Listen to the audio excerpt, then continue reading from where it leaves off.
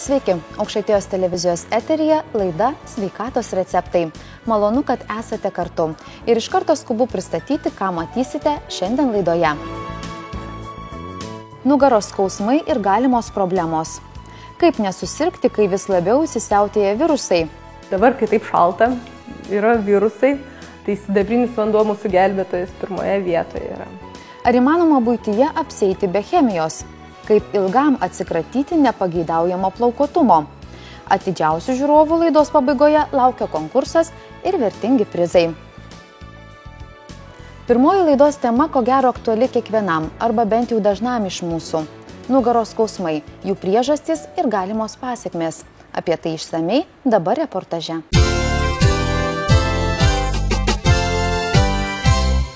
Nugaros skausmai vieni dažniausių nusiskundimų pastaruoju metu.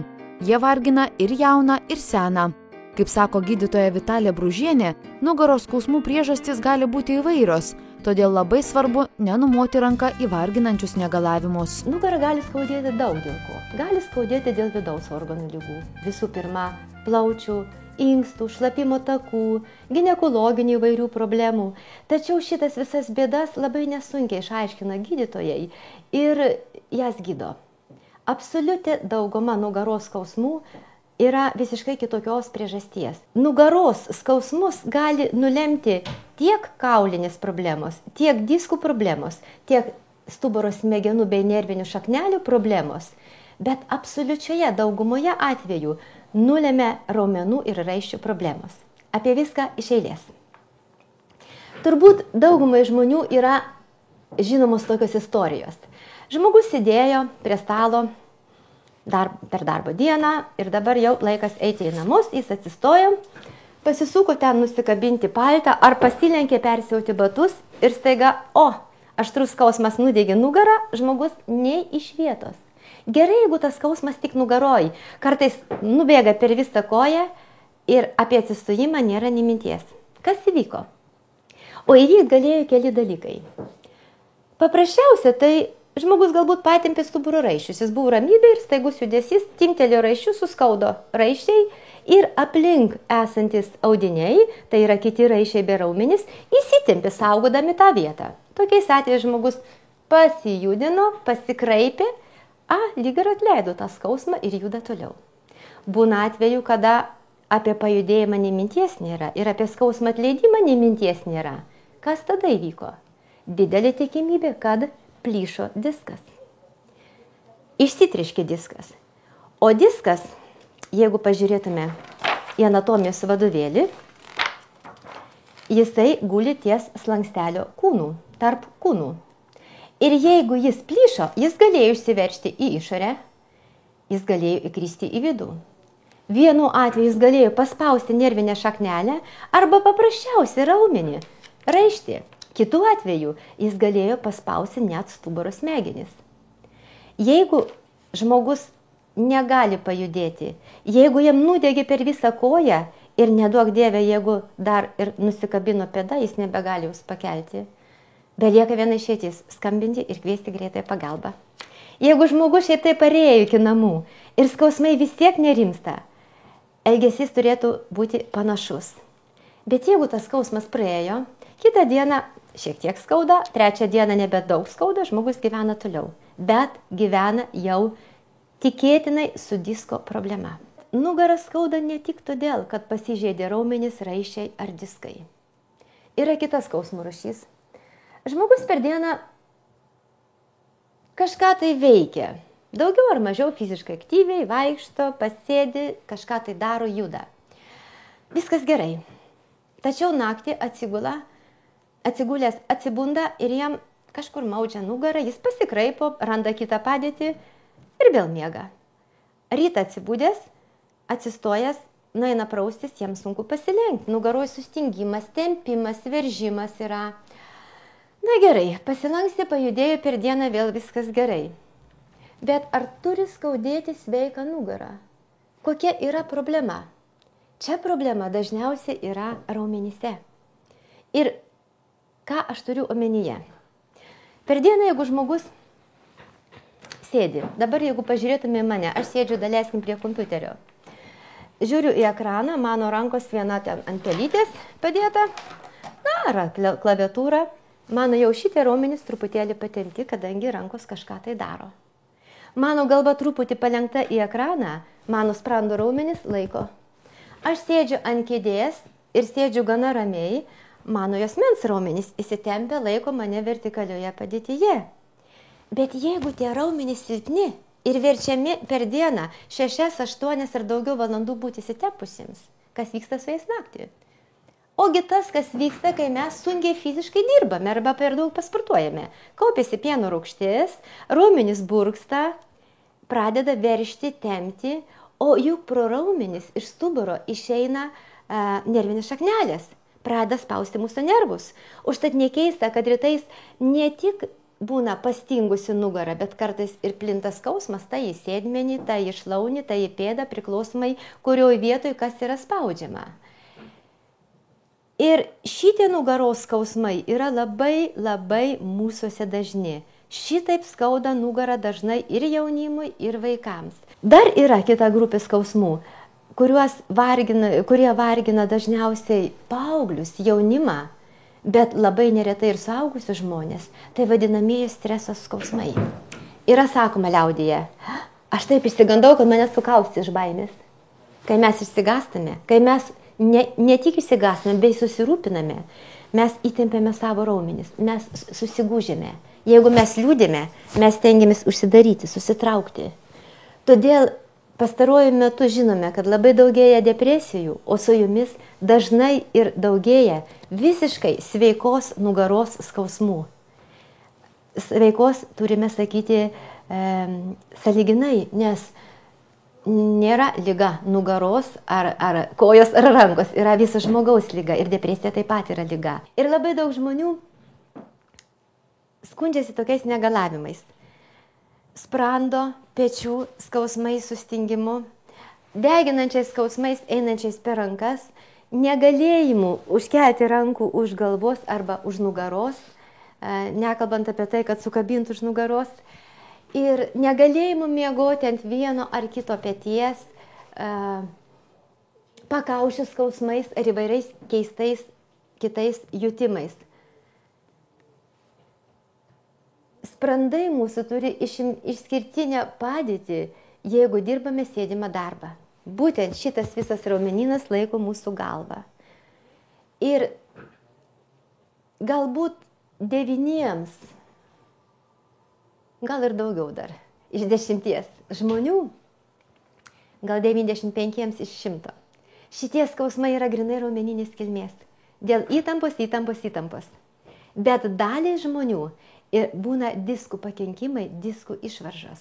Ir labai dažnai žmonės galvodami, kad sprandas stingsta dėl kraujotakų sutrikimų, taip, iš dalies tai yra tiesa, nes dažnai aterosklerozė mėgsta paliesti šitos srities kraujagyslės ir taip pat raumenys suspaudę kraujagyslės trikdo kraujotaką. Dažnai žmonės galvodami, kad tai yra kraujotakų sutrikimo problema, kad tai yra sprando įsitempimas nuo sėdimo darbo, puola intensyviai mankštintis ir staiga viskas labai blogėja. Kodėl? Todėl, kad vis tik mūsųse gana dažnus yra stuburo diskų išvaržos. Ir diskų išvaržos turi būti diagnozuojamos iki žmogui nueinant į sporto klubą ar pas kineziterapeutą, nes šito nežinant galima savo labai ryškiai pakenkti. Pirmasis žingsnis minėtais atvejais – gydytojo specialisto konsultacija, kad išsiaiškintumėte jūs kamuojančių negalavimų priežastis. Neatidėlioti vizito pas gydytoją turėtų ir tie, kurie neišlaikys iš pirmo žvilgsnio labai paprasto testo. Tad nusimeskite judesius varžančius drabužius ir pabandykite kartu su gydytoja atlikti šį testą. Testas labai paprastas, reikia atsistoti be rankų pagalbos. Paprastai, lėtai atsistojame. Nepavyko? Nieko tokio. Jeigu jūs 60-mečiai ar vyresni esate, nieko čia baisaus. Mes tuoj atliksime kitą testą. Bet jeigu jums dar tiek nėra, arba jeigu jums dar nėra nei 50 ir jums nepavyko atsistoti, čia jau truputėlį katastrofa. Jeigu jūs esate vyresnio amžiaus, aš turiu menį virš 60 metų, jums nepavyko atsistoti, Padarykime šiek tiek lengvesnį testą. Vėl atsisėskime ir stokimės pasiremdami vieną ranką. Na, kad ir taip. Pavyko? Nuo 60 iki 70 metų maždaug amžiaus tai yra normalu. Tai nieko labai blogo. Bet jeigu jums pavyks tik tai taip, pasirėmus abiem rankomis, kažkaip tai, čia jau nežiūrint, koks jūsų amžius būtų, jau yra ką veikti su savo kaulo raumenų sistema. Bet ką daryti, tikriausiai atsiras tokių, kurie net atsisėsti taip negali. Ką daryti tiems žmonėms? Stokimės ir pradėkim rimčiau rūpintis savo kūnu. Aš nuoširdžiai linkiu visiems geros žiemos, be traumų, sveikos žiemos ir siūlau labai susirūpinti savo nugaros skausmais, o tiems, kuriems neskauda nugaros. Bet šitas labai paprastas testukas atrodo dar sunkus, kuo skubiau suskubti į sporto klubus arba kitas vietas, kur kažkas pasirūpins jūsų kaulo raumenų sistemos būklę.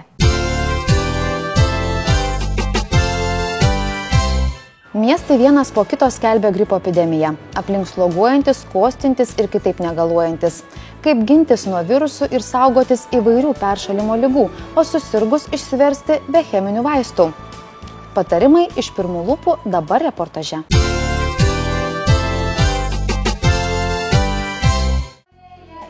Vaikų užimtumo centre Šermukšniukas kasdien šurmuliuoja vaikai, nuo pačių mažiausiųjų iki mokyklinukų. Todėl, kaip juokauja Šermukšniuko direktorė, tiesiog nėra laiko sirgti, nors ligos, žinoma, nesirenka ir užklumpa pačiu netinkamiausiu laiku. Metų išvakarėse supratau, kad negaliu sutikti tų naujų metų, o švęsti tame, kad gerklė ir pūliuojanti angina. Paskambino man kaimynė ir sako, žinai, aš ateinu ir tau atnešiu vandens. Iš pradžių taip labai skeptiškai sužiūrėjau, nors apskritai esu tas žmogus, kuris nesigydo nei antibiotikais, nei kažkokiais tokiais cheminiais preparatais, esu už natūralius vaistus. Tai vat jie atėjo pas mane su sidabriniu vandeniu, kuris neturi jokio skonio, eilinis vanduo, nesupratau, kodėl negaliu jo gerti daug. Negalėjau gerti daug dėl to tik tai, kad skaudėjo nuryti. Ir atėjo su rūgštiniu vandeniu, mažu buteliuku. Kai atidariau, kvapas baisus, toks jausmas, kad chlorkalkių man ten pripylė, nes tai yra kaip ir chloras, bet yra dezinfekcinė medžiaga, kuri puikiai dezinfekuoja ir puikiai gydo žaizdas. O kaip žinom, angina tai yra kaip ir žaizda. Jo labiau pūliuojanti, tai... Ir kai nuėjau pas gydytoją po 2 dienų, nes kaip ir sausio 1, ir sausio 2 tik tai buvo darbo diena, tai 31 buvo ta diena, kada aš gulėjau su aukšta temperatūra, 1 lygiai taip pat, o 2 dieną buvau priversta kažką su savim daryti. Tai 2 dienos ir angina išsivalius puikiai. Tokia buvo gydytojas diagnozė. Visai atsitiktinai apie jonizuotą šarminį vandenį sužinojo ir panevėžietė Renata. Šiandien jau neįsivaizduojanti gyvenimo be šio vandens. Kai susilaukiau mėtos, maitinau kurį laiką ir negalėjau naudoti vaistų. Pasiūlė man kaimynė pabandyti rūgštinį vandenį, nes turėjau problemų su virškinimu. Taip. Tai va, ir atnešė man to rūgštinio vandens. Tuo metu net neįsivaizdavau, kas tai yra per dalykas. Tai va, išgėriau porą stiklinių ir man padėjo. Tokia pažintis prasidėjo su rūgštiniu vandeniu, tada šarminį vandenį sužinojom, kad jisai labai gerai mūsų organizmą veikia.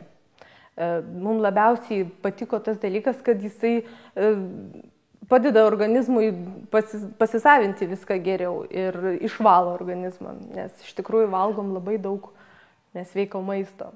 Tai va, taip pradėjau aš kartu su vyru gerti jį. Galiu nusispjauti tik tai per petį, 2 metukai antibiotikų mes dar nematė. Iš tikrųjų, slogyti irgi, jūros vandenukas plauti nosyti, mums atstoja rūgštinis vanduo. Nereikia pirkti tokių dalykų.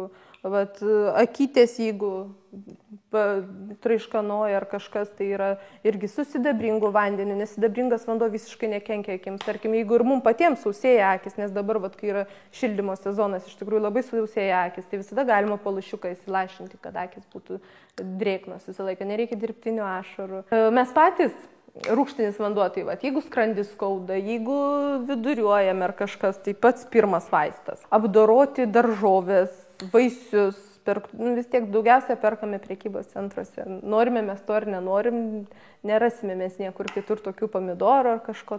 Tai būtinai visada apdorojam su šarminiu vandeniu, bet jų stipresniu vandeniu. Nes iš tikrųjų iš karto matosi pamerkus vaisius, jų nereikia tenais merkyti valandą ar kažkiek pamerkti tiesiog ir paskui nuplauni. Matosi visiškai kitoks vanduo negu šiaip po kranu. Ir pats daržovė ar vaisius, jis kitaip atrodo, jis turi ryškesnę spalvą, jis turi žymesnį skonį. Pradžioje mes turėjom patį mažiausią aparatą, 1,5 litro. Tai, nes iš pradžių aš jį įsigijau būtent rūgštiniam sidabringui vandeniui, nes tiesiog įsivaizdavau, kad tai yra pagrindinis dalykas, ko man reikės. Kai pradėjom gerti šarminį vandenį visi, pradėjau ruošti kavą, pamačiau, kad kitoks skonis, apie arbatą jau nebekalbu, iš žolelių daug ir spalva visai kita ir skonis, tiesiog jau nusibodo daryti dažnai. Tiesiog tas 0,7 vandens yra 2 stiklinės iš ryto ir toliau žaidimas yra. Dabar turime 3 litrų. Tai daržovėm užpilti 1 kartą pasidarai užtenka, sriubą įsivirti 1 kartą padaryti užtenka ir savo prisidaroma vos ne visai dieną iš karto. Mažosios Mėtos mama tikina, kad pasigaminti vandenuką labai paprasta. Vieno mygtuko paspaudimas, kelios minutėlės ir šarminis rūgštinis vanduo paruoštas. Sidabringam vandeniui paruošti taip pat prireiks vos kelių sekundžių.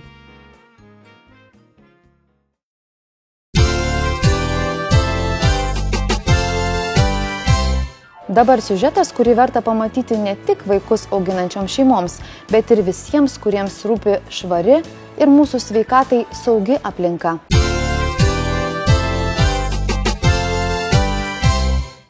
Išvalyti namus be jokios chemijos.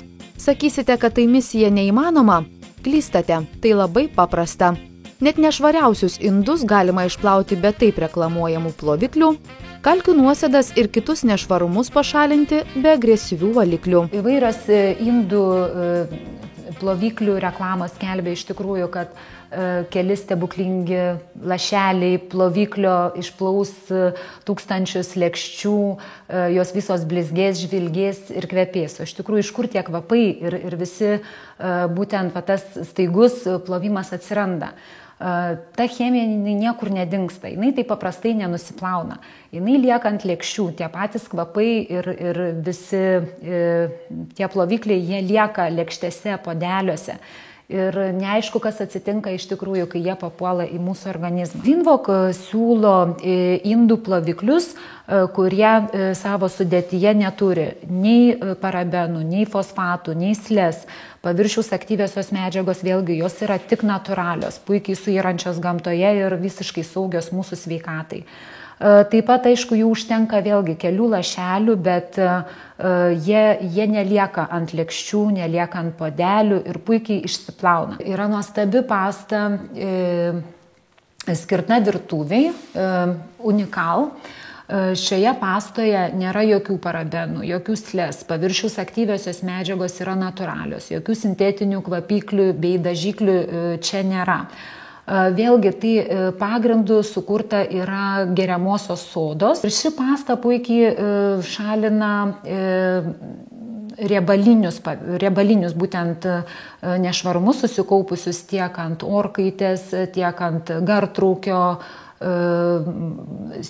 keramikos, ant plytelių, ant visų paviršių. Jos reikalingas kiekis yra iš tikrųjų labai nedidelis. Pasta Saniro būtent yra skirta tualeto valymui, kuri naikina kalkes ir rūdis.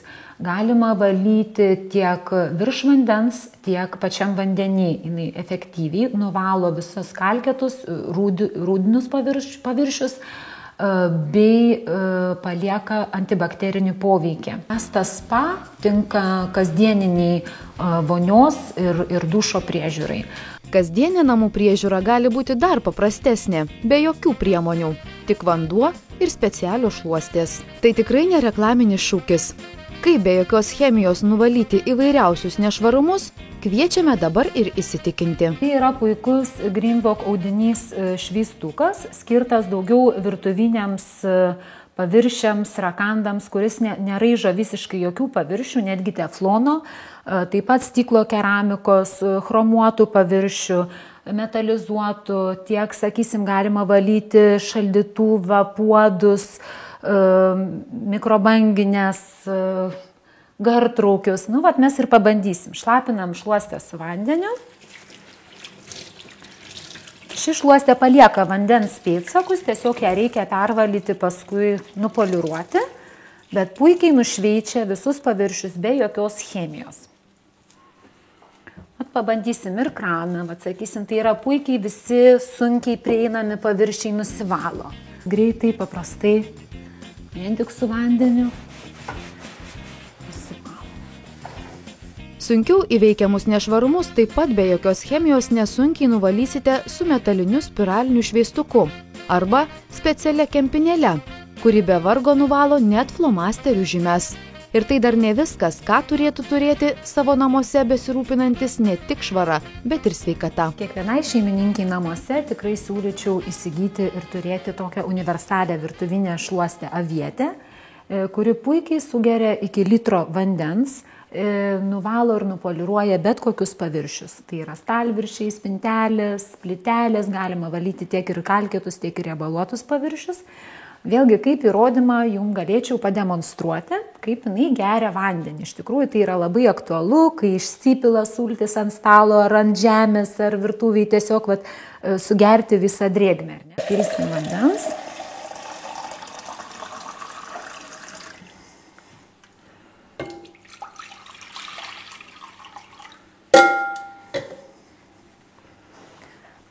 Ir merkiam tiesiog, pažiūrėsim, kiek sugers mums vandenuko. Ir sugeria jums daugybę vandens, ar ne? Pasižiūrėkim, kokį kiekį didžiulį.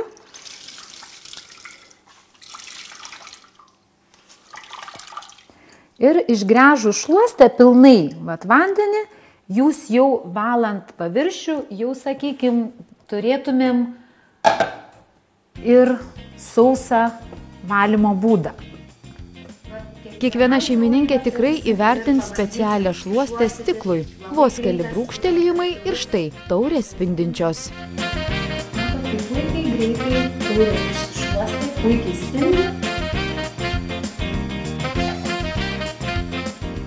Greenlock sukūrė naujovę pagal kliento poreikius, sukūrė šluostę grindims plauti, kas neturi Greenlocko šluotos, kurią iš tikrųjų reikia prisikaupti įsigyti, kuri tikrai yra puikiai nuostabi, bet tam, kol priaugti iki to, tai siūlo Greenlock naujovę grindims plauti tokį šluostuką, kuris turi specialius lipukus, atsisega, čia įsikiša šluotelę, užsisega, ir tiesiog galima su juo plauti. Puikiai sugeria ir vandenį, ir suima visus nešvarumus nuo visų paviršių.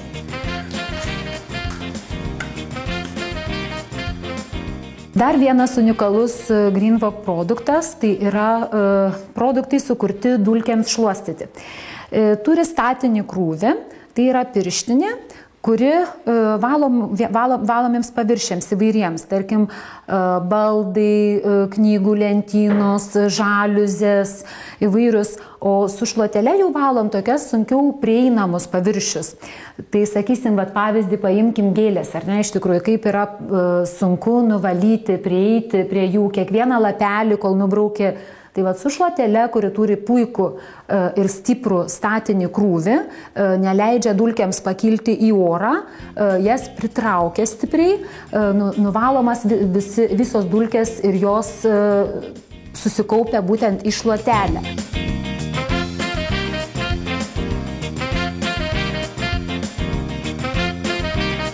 Kiekvienos šeimininkės didžiulė problema namuose tai yra galybė stiklų ir veidrodžių ir langų, kuriuos tikrai dažnai išpurvinam, tiek vaikai nučiupinėja, tiek patys iš tikrųjų. Ir juos greitai nuvalyti su geru efektu jums padės tikrai Greenlock šluostės. Kad būtų jums tikrai matytųsi efektas, galiu jums pademonstruoti, kaip, sakysim, patį sviestą tepant, riebaluotą visą paviršių, galima nuvalyti su tiesiog paprastom šluostėm Greenlock, vien tik su vandeniu, be jokios chemijos. pademonstruosiu. Tai yra universali šluostė Liuks, kuri paimtų jau, jeigu veidrodis nebūtų antiek purvinas jau su visų sviestu, mums užtektų tiesiog vien tik stiklo šluostės. Bet šiuo atveju, kadangi veidrodis yra išteptas jau stipriai ir riebaluotai, paimam Liukso šluostę ir su Liukso šluostė pabandysim nuvalyti. Bet prieš tai galim pabandyti nuvalyti su paprasta šluostė. Pažiūrėkim, kas gaunasi.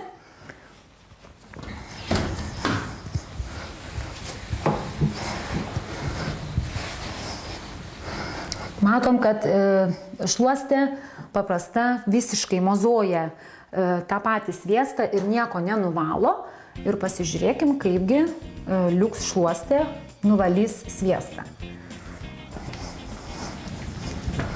Purvas nuvalytas, tiesiog dabar reikalingas tik tai su langų šluostė poliravimo efektas. Matom, kad vieta, kuri buvo pilnai ištepliota su riebalais, puikiai nusivalė, neliko nei jokių roželių, nei jokių plaukelių, veidrodis yra spindintis. Greenwalk pasirūpino viskuo, ko gali prireikti buityje norintiems gyventi sveikiau. Tai saugios, ekonomiškos ir ilgalaikės priemonės. Patirtis parodė, kad Greenwalk šluostės tarnauja daugiau nei 10 metų. Greenwalk rūpi ne tik mūsų sveikata, bet ir planetos išsaugojimas ateinančioms kartoms. Būtent dėl šios priežasties Greenwalk prisijungė prie Baltijos jūros išsaugojimo projekto. Tad naudodami šias priemonės, jūs taip pat prisidedate prie didelių siekių ir darbų. Greenwalk produktų galite įsigyti net neišėję iš namų. Sutaupykite ne tik laiko, bet ir pinigų, saugodami savo sveikatą ir tausodami aplinką.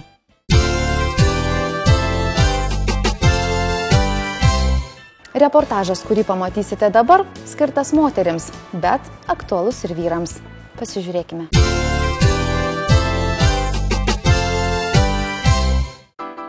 Ko gero, kiekviena moteris yra išbandžiusi įvairiausius plaukelių šalinimo būdus, tačiau rezultatas, kokį be pasirinktume, daugiau mažiau vienodas. Plaukeliai atauga sparčiau nei norėtųsi, neretai tenka iškęsti ir tokias nemalonias pasekmes kaip odos sudirgimas, plaukelių augimas ir panašiai. Tad pagaliau moteris gali džiaugtis, sulaukusios tiesiog perversmo šioje srityje – giluminės epiliacijos cukraus pasta. Tai saugiausias ir pats natūraliausias nepageidaujamo plaukuotumo atsikratimo būdas, tausojantis odą net pačiose intimiausiose vietose. Procedūra yra neskausminga, artima žmogaus fiziologijai, todėl kad plaukas raunamas pagal plauko augimo kryptį. Ne prieš plauką, ne drastiškai, o palei plauką. Todėl mažėja ir plaukelių nulūžimo ir įaugimo į odą problema.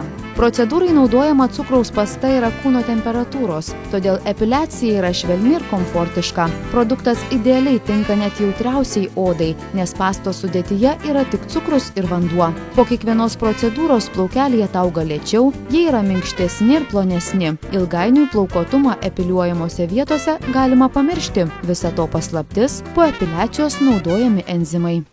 Enzimus būtinai reikia uždėti po pačios procedūros per 15 minučių, todėl kad būtent tuo metu jie ir blokuoja plauko gebėjimą augti. Tiesiog duoda signalą jam neaugti, visiškai yra nekenksmingi, sukurti pagal žmogaus organizme esančius enzimus. Patirtis rodo, kad tai yra unikalu ir jeigu dabar pradėti darytis procedūras, vasarą galima jau ir nebeturėti plaukelių ir ramiai atostogauti. Šis epiliacijos būdas sparčiai populiarėjantis Lietuvoje, prieinamas ir panevėžiečiams, sveikatingumo ir grožio namuose Salomėja. Beje, šią procedūrą jau įvertino ir vyrai.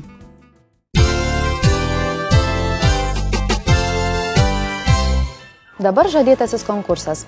Jums tereikia atsakyti į ekrane matomą klausimą. Ir laidos partnerio Komoda įsteigtas prizas jūsų. Teisingas atsakymus siųskite elektroniniu paštu sveikatosreceptai@gmail.com. Šiandien su jumis atsisveikinu iki kitos savaitės. Primenu, kad laidą Sveikatos receptai jūs galite jau rasti ir socialinėme tinkle Facebook. Būkite sveiki!